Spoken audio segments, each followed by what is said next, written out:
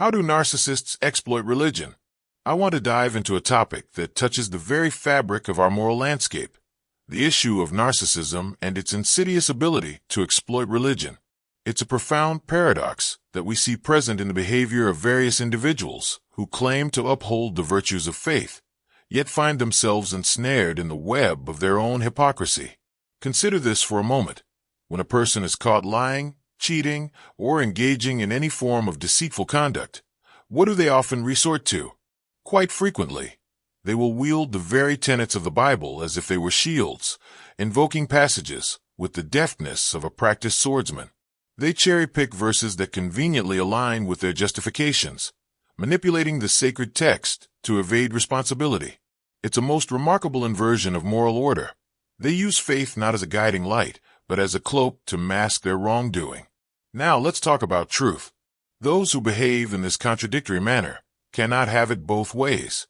They cannot engage in deception and lies while simultaneously asking for grace and forgiveness in the name of the one who called himself the truth. This duality stands in stark opposition to the very foundations of faith. When one chooses to live in opposition to the truth, they are not merely seeking redemption.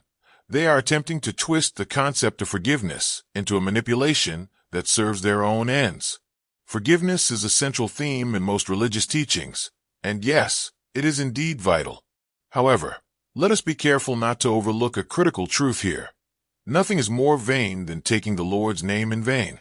When one employs the sanctity of faith as a cover for their misdeeds, it becomes a grotesque distortion of the very grace they seek to exploit. It is not merely a personal failing. It becomes an affront to the community and to the divine principles they claim to uphold. We must confront the notion that there is something profoundly reprehensible about failing to act in accordance with what you know to be right, especially when it comes at the expense of extracting mercy from those around you.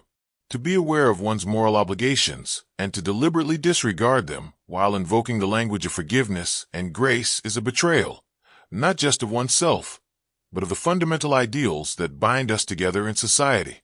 So, I urge you to reflect on the deeper implications of this behavior.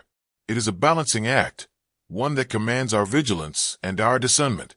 We must recognize the difference between genuine humility and the sophisticated manipulation of faith by those who seek to evade the weight of their own moral failings. The moral fabric of our communities depends on our ability to stand firm in truth, to uphold justice, and to genuinely strive for personal responsibility, rather than hiding behind a veneer of piety when convenient, all while neglecting the calls to accountability